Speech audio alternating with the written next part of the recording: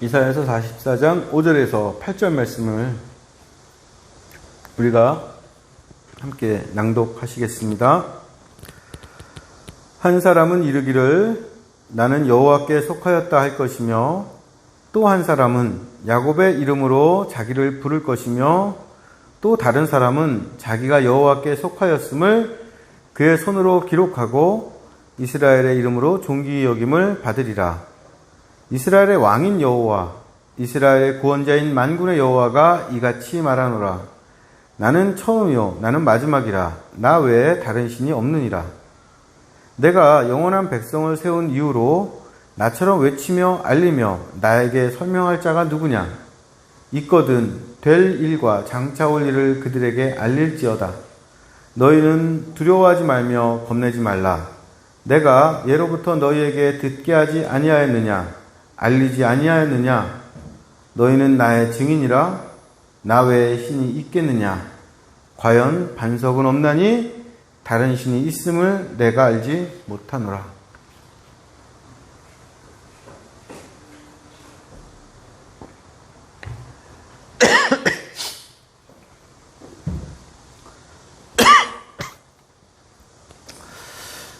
제가 아는 분 중에 몇 년간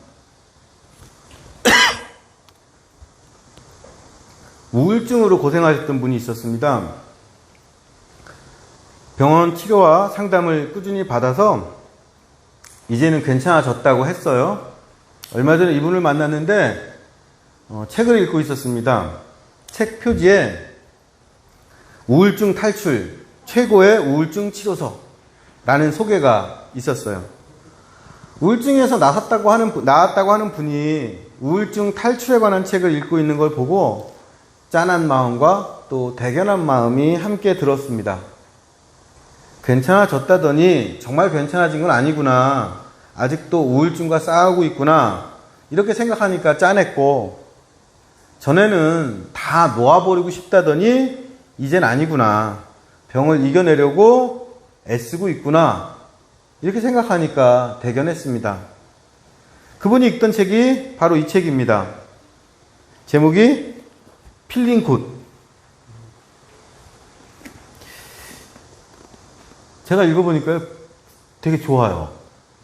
우울증이 아닌 분들한테, 우울증의 그 증상이 없는 분들에게도 굉장히 도움이 되겠고, 또 주변에 우울증을 앓고 있는 분과 대화를 나눌 때도 참 좋겠다 싶은 책이었습니다. 근데 이 책에 슬픔은 우울증이 아니다 라는 말이 나와요. 이게 아주 중요한 말이었습니다. 슬픔은 우울증이 아니다. 흔히 슬픈 게 우울증 아니야? 이렇게 생각하죠. 근데 그거 아니라는 겁니다. 슬픔은 상실이나 실망 같은 부정적인 사건을 경험하고 생기는 감정입니다. 이 감정은 자연스러운 감정이라 시간이 지나면 사라지죠. 때로는 좀 더 오래 갈 수도 있어요. 그런데 문제는 이 슬픔의 원인이 되는 사건을 정확하게 보지 않고 그 사건을 확대하거나 왜곡해서 그것을 계속 가지고 있을 때 우울증이 된다는 거였습니다. 예를 들면 꼭 합격하고 싶던 시험에서 아깝게 떨어지면 속상하고 슬프죠. 이건 사람이면, 특별히 열심히 노력한 사람이면 당연히 갖게 되는 감정입니다. 슬프니까 이런 감정을 다시 겪지 않기 위해서 뭘 틀렸고 어떤 노력을 해야 되는지 점검하죠. 이럴 때 슬픔은 오히려 약이 됩니다. 문제는 시험에 떨어진 후에 역시 난 시험 체질이 아니야. 앞으로도 계속 시험에 떨어질 거야. 나는 되는 게 없어. 이렇게 어떤 사건을 확대하고 왜곡해서 계속 거기에 부정적인 의미를 부여하면 자기도 모르게 우울증에 빠진다는 거였습니다. 우리가 3주간에 걸쳐서 알아보고 있는 두려움도 마찬가지입니다. 슬픔이 우울증이 아닌 것처럼 무서움도 두려움이 아닙니다. 자신이 싫어하고 피하고 싶은 일을 걱정하고 무서워하는 거 당연한 거죠. 그런데 이 무서움을 확대하고 왜곡해서 거기에 부정적인 의미를 계속 부여하면 무서움은 두려움이 되고 이 두려움은 삶을 사로잡고 파괴합니다. 우리 교회에 어떤 청년이 바퀴벌레를 무서워하는 청년이 있다 그랬죠? 바퀴벌레를 무서워하는 것처럼 제가 아는 분은 새를 무서워하는 분이 계세요. 여러분들 중에서도 새 무서우신 분이 있으세요? 제가 아는 분은 새의 그 뾰족한 부리와 눈을 보면 그냥 선뜻하고 공격당할 것 같아서 무섭대요. 어느 날 이분이 명동을 갔습니다. 그런데 비둘기떼가 이분을 향해서 확 날아오는 거예요. 이분은 이 비둘기떼가 너무 무서워서 소리를 지르고 넘어져 버렸습니다. 정말 기절하는 줄 알았대요. 그리고 얼마 뒤에 이분이 알바 자리를 구하려고 인터넷에 구직을 올렸는데 두 곳에서 연락이 왔습니다. 둘 다 음식점 서빙인데 한 곳은 최저임금을 주고 다른 한 곳은 시간당 13,000원을 준다고 했어요. 그럼 어디를 가겠습니까? 당연히 시급 13,000원 주는 곳을 가야겠죠? 근데 이분은 최저임금 주는 데를 갔어요. 왜 그랬을까요? 시간당 13,000원 주는 곳이 명동에 있었습니다. 그러니까 이렇게 된 거예요. 이분은 어떤 이유에선지 새가 무서워요. 근데 그 무서운 새를 명동에서 때로 만났습니다. 여기까지는 우연하게 경험한 무서움이죠. 그런데 이 무서움이 왜곡되고 확대되어서 기억에 저장됩니다. 내가 명동에 갔다. 비둘기 만나서 놀라 죽을 뻔했어. 명동에 가면 비둘기떼가 또 나에게 달려들 거야.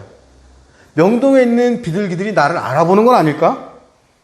지난번엔 살았지만 더 많은 비둘기떼가 달려들면 난 죽을 거야. 이렇게 생각한 거예요.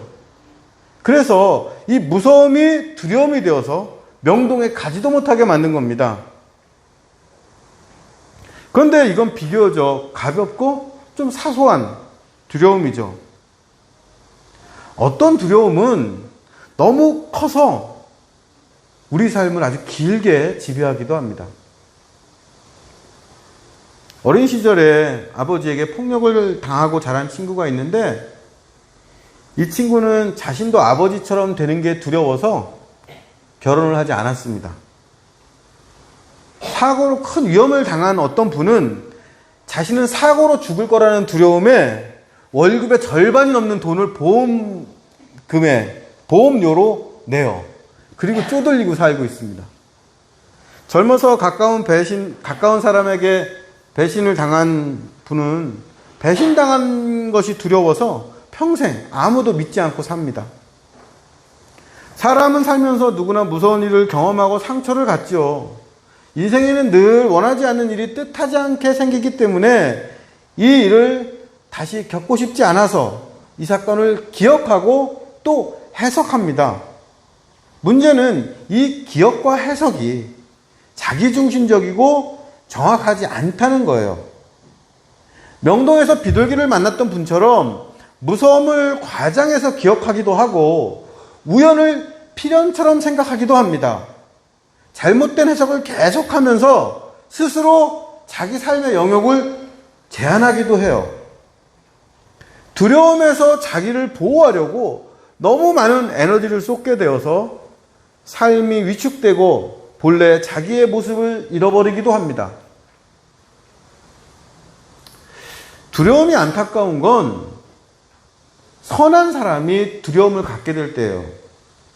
악한 사람이 악한 일을 하다가 두려움을 갖게 되면 악한 일을 그만두게 되니까 유익하죠. 그런데 선한 사람이 선한 일을 하다가 실패해서 이 선한 일 하는 걸 두려워하게 되면 그 사람 본인과 이 세상에 큰 손해가 됩니다. 이걸 고민한 사람이 중국의 맹자였어요. 맹자는 사서삼경 중에 하나인 그의 책 맹자에서 이렇게 말을 했습니다. 선한 본성을 갖고 태어난 사람이 선한 일을 하다가 실패하면 어떻게 선이 잘 될 수 있겠어? 어차피 악에게 멸망할 텐데 이러면서 선한 일 하는 걸 두려워하게 된다. 그리고 그 두려움 때문에 다른 사람을 예의 없이 헐뜯고 선한 삶에서 벗어나 버린다.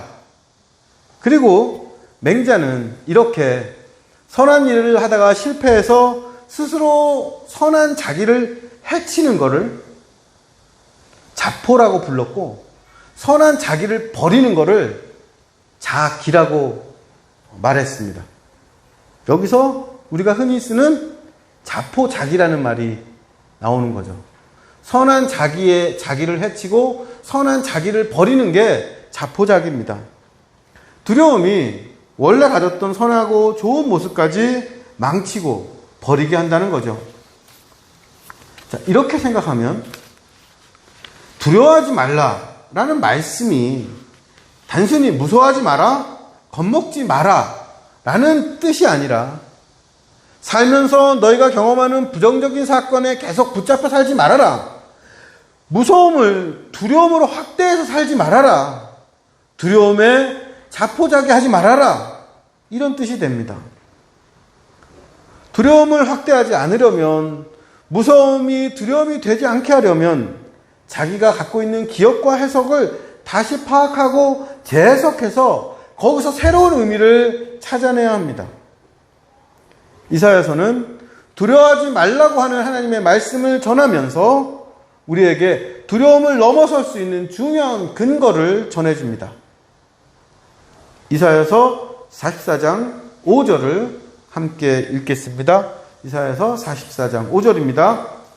한 사람은 이르기를 나는 여호와께 속하였다 할 것이며, 또 한 사람은 야곱의 이름으로 자기를 부를 것이며, 또 한 사람은 자기가 여호와께 속하였음을 그의 손으로 기록하고 이스라엘 이름으로 존귀 여김을 받으리라.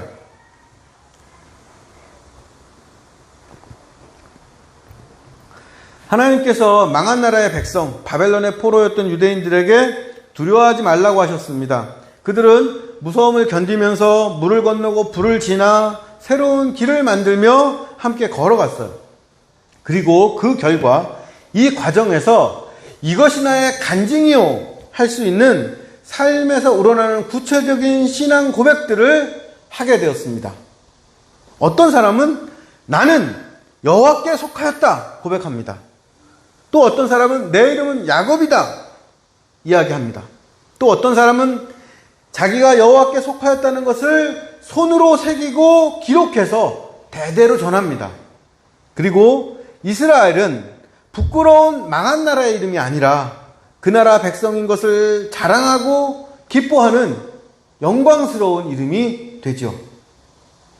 하나님께서는 이렇게 각자가 경험한 하나님의 은혜를 공개적으로 자랑하며 기뻐하고 전하는 미래가 올 거라고 약속하십니다. 그런데 이 말씀과 그동안 우리가 3주 동안 살펴봤던 말씀을 함께 비교하면서 기억해 보세요. 나는 여호와께 속하였다는 인간의 고백 전에 뭐가 있었습니까? 너는 내 것이다 라는 하나님의 선언이 먼저 있었습니다. 나는 야곱이다 말하기 전에 하나님께서 먼저 나의 종 야곱아 라고 불러주셨어요. 하나님께서 하신 일을 기록하는 그 손이 어떤 손입니까? 오른손이에요. 하나님의 의로운 오른손으로 붙잡아 주셨던 그 오른손입니다. 이스라엘과 그 백성이 영광스럽게 된 것은 하나님께서 먼저 그분의 영광을 위해서 창조하셨고 보배롭고 존귀하게 여겨주셨기 때문입니다. 여기서 우리는 아주 중요한 사실을 깨달을 수 있죠. 우리가 살면서 간증할 수 있고 고백할 수 있고 내세울 것이 있다면 그건 내가 만든 게 아니라 두려워하지 말라고 약속하시고 먼저 준비하고 행하신 하나님께서 하신 일이라는 겁니다. 우리는 그것을 삶에서 확인하는 거죠. 두려움을 우리의 신앙 고백으로 만드신 하나님이 어떤 하나님이신지 6절에 나옵니다. 이스라엘의 왕인 여호와, 이스라엘의 구원자인 만군의 여호와가 이같이 말하노라. 나는 처음이요 나는 마지막이라. 나 외에 다른 신이 없느니라. 우리가 믿는 하나님은 왕이신 여호와, 구원자이시며 온 세상과 우주를 다스리시는 만군의 여호와입니다. 세상의 처음과 마지막이고 유일하신 하나님이시며 다른 것과 다른 신, 그 어떤 우상과는 비교할 수 없는 하나님이십니다. 사는 게 무섭고 떨리고 길이 막힌 것 같고 골짜기가 아주 깊어서 언제 헤어나올지 모르는 것 같은 그런 시간이 있죠. 그런 시간 중에 우리가 하나님이 안 보여 라고 탄식합니다. 시편이나 예언서에도 이런 탄식이 아주 자주 나와요. 지난주부터 우리가 묵상했던 하박국도 도대체 하나님 언제까지 이러실 거예요? 라는 원망과 탄식으로 시작을 합니다. 성경에 나오는 신앙인이라 예언자들도 우리와 비슷한 경험을 했다는 겁니다. 우리 신앙에는 양면성이 있어요. 내 뜻대로 일이 잘 풀릴 때는 하나님이 필요 없다가 급할 때면 간절해지는 인간의 변덕이 있고, 인생의 평안한 시기에는 가까이 계시던 하나님이 괴롭고 슬플 때는 없는 것처럼 사라져버리는 하나님의 침묵이 있습니다. 우리는 각자 우리에게 주어진 변덕과 침묵의 시간을 지나가죠. 그런데 우리가 어떠한 때라도, 우리의 변덕이 생길 때라도, 하나님이 침묵에 절망할 때라도 꼭 하나만 좀 기억했으면 좋겠습니다. 그건 늘 우리가 깨닫는 것보다 사랑이 먼저 있다는 거죠. 사랑이 먼저고 그거 아는 건 그 다음입니다. 젊은 친구들이 모여있는 곳에서 제가 설교를 하고 나눔을 할 때 거기 있는 사람들의 시선과 표정만 봐도 누가 누굴 좋아하는지 알 수가 있어요. 그런데 한 사람을 자꾸 쳐다보는 어떤 사람에게 당신 왜 그 사람 자꾸 쳐다봐? 그 사람 좋아합니까? 이렇게 물어보면 그 사람은 내가 언제요? 하고 깜짝 놀랍니다. 한 5년 전 교회 여름 수련회 하는데 이대근 청년에게 행사 좀 하나 해달라고 부탁했어요. 그랬더니 이 청년이 혼자 해야 되나요? 이렇게 묻더라고요. 그래서 희준 누나랑 같이 해 라고 했더니 그 순간 이대근 청년 얼굴에 살짝 지나가는 반짝하는 표정이 있었어요. 그런데 이때 제가 이희주 좋아하지? 이렇게 물어보면 깜짝 놀라면서 아니요? 라고 했을 겁니다. 자기도 자기 사랑을 몰라요. 사랑은 자기도 모르게 옵니다. 사랑을 깨닫고 인정하고 고백하는 건 늘 나중이에요. 자기 사랑도 모르는 우리가 하나님의 사랑을 잘 알 수 있을까요? 하나님이 안 보인다, 하나님 어디 계시냐 탄식하는 그때도 하나님께서 사랑으로 우리와 함께 계십니다. 그런데 우리가 이 사랑을 깨닫는 것은 늘 다음 얼마의 시간이 지난 후에요.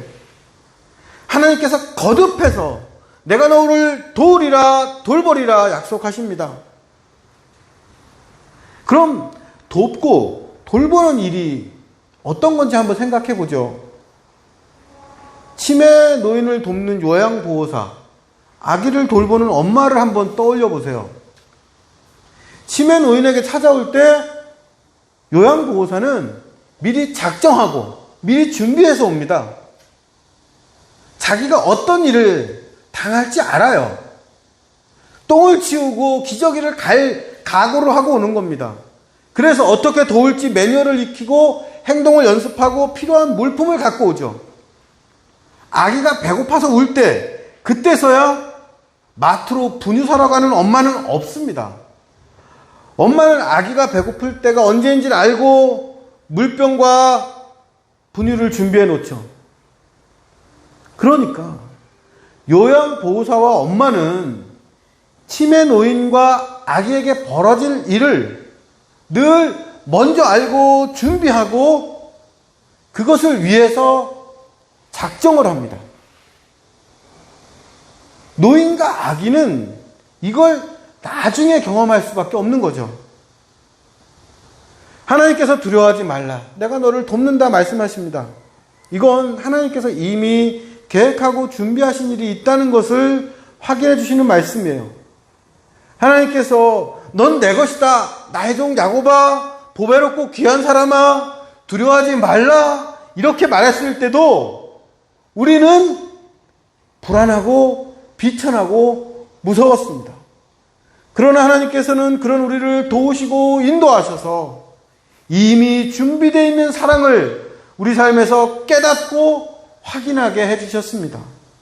그 결과 우리가 나는 하나님의 것, 내 이름은 야곱, 내 손은 하나님을 붙잡은 손, 나는 하나님의 영광이라고 고백할 수 있는 거죠.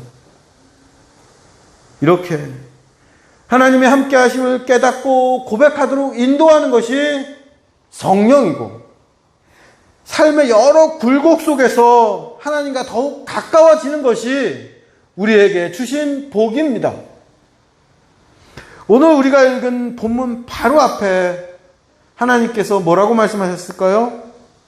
이사야서 44장 3절입니다. 나는 목마른 자에게 물을 주며 마른 땅에 시내가 흐르게 하며 나의 영을 내 자손에게, 나의 복을 내 후손에게 부어주리니. 목마른 사람이 목말라 죽기 일보 직전에 시원한 물을 얻어서 그걸 마셨어요. 메마른 땅에 갑자기 시냇물이 흘렀습니다. 그래서 살았어요.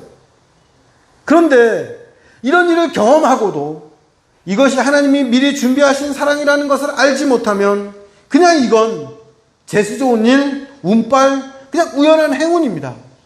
이런 것들로는 우리 삶이 바뀌질 않아요. 그러나 하나님께서는 하나님의 영, 성령과 하나님의 참된 복을 주셔서 이러한 일들이 미리 하나님께서 준비하신 일이라는 것을 깨닫게 하시고, 이 일을 통하여서 더욱 하나님과 가깝게 되도록 우리를 이끌어 가십니다. 정리하면 우리는 이미 함께 있었던 하나님의 사랑을 나중에 현실로 깨닫고 확인하며 고백합니다. 신앙은 하나님께서 먼저 하신 약속이 우리 삶에서 현실이 되는 걸 시간 속에서 몸으로 경험하면서 하나님과 더 깊은 관계가 되는 과정입니다.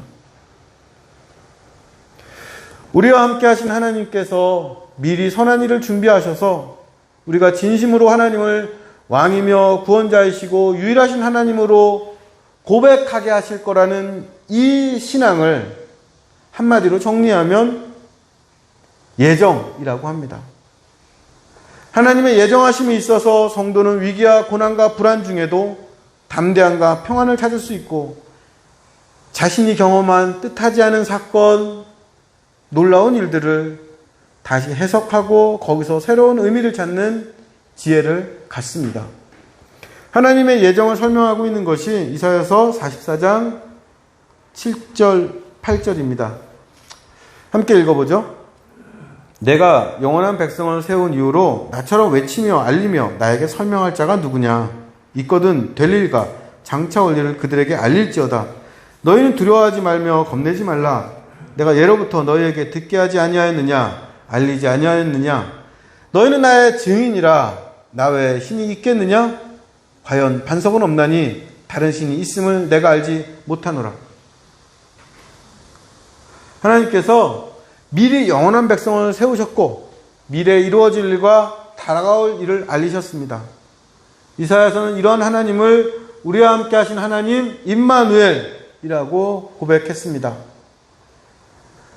성도는 미리 준비하시고 사랑하시며 먼저 약속을 이루시는 우리와 함께 하신 하나님을 경험하고 확인하며 그 사랑과 신실하심을 우리 삶의 근거로 삼아서 마침내 이 두려움 가득한 세상에서 하나님의 증인이 됩니다. 증인은 듣고 배워서 아는 사람이 아니라 눈으로 보고 몸으로 경험해서 아는 사람입니다. 하나님께서 어떤 사람을 그분의 증인으로 삼아주셨습니까? 우상숭배의 유혹에 빠져서 여러 번 실족했던 이스라엘, 우상숭배도 하고 심판도 당하고 포로로 끌려갔던 사람들, 아무도 구해주지 않을 거라는 두려움에 빠졌던 버러지 같은 군뱅이 같은 사람들이었습니다. 그 이스라엘이 곧 우리입니다. 그렇게 우여곡절을 겪고 방황하며 확신을 얻은 사람들이어서 그 사람들이 증언한 것이 참된 진실한 증언이 되고 이들의 증언이 곧 구약 성경이 되었습니다. 구약 성경에 두려워하지 말라라는 말씀만큼 자주 나오는 말씀이 하나님을 경외하라입니다. 두려움과 경외가 우리말 성경 번역으로는 다른 말 같죠? 히브리 원어로는 같습니다. 야레라는 같은 단어를 써요. 야레가 이 세상과 사람과 사건에 대해서 쓰이면 두려움으로 번역되고 하나님께 쓰이면 경외라고 번역되는 겁니다. 구약의 증인들이 우리에게 하는 결론이 이겁니다. 세상을 두려워했더니 하나님을 경외하지 않게 되더라. 하나님을 경외하니까 세상이 두렵지 않더라입니다. 우리 사는 게, 우리 삶이 그냥 계란 같아요. 금방 깨집니다. 보이지 않는 바이러스에 깨지고 계속 내리는 비 때문에 깨지고 뜻하지 않은 질병이나 그냥 툭 던진 날카로운 말 한마디에도 깨져버려요. 깨졌는데 또 깨질까봐, 아주 박살날까봐 또 무섭죠. 사는 게 무서워요. 그러니까 무서워하는 거 부끄러워하지 않으셔도 됩니다. 오히려 무서운 마음 우리 많이 나누면서 그만큼 더 기도하길 바랍니다. 그리고 아주 중요한 건 무서워하는 우리가 서로에게 하나님께서 미리 준비하신 사랑이라는 겁니다. 하나님께서 무서워하는 우리를 두려움 중에 버려두지 않으시고 함께 부르셔서 세상에 대한 두려움을 하나님에 대한 경외로 바꾸실 겁니다. 두려웠던 우리가 함께 하나님의 증인 되기를 축복합니다. 오늘 말씀 응답 찬양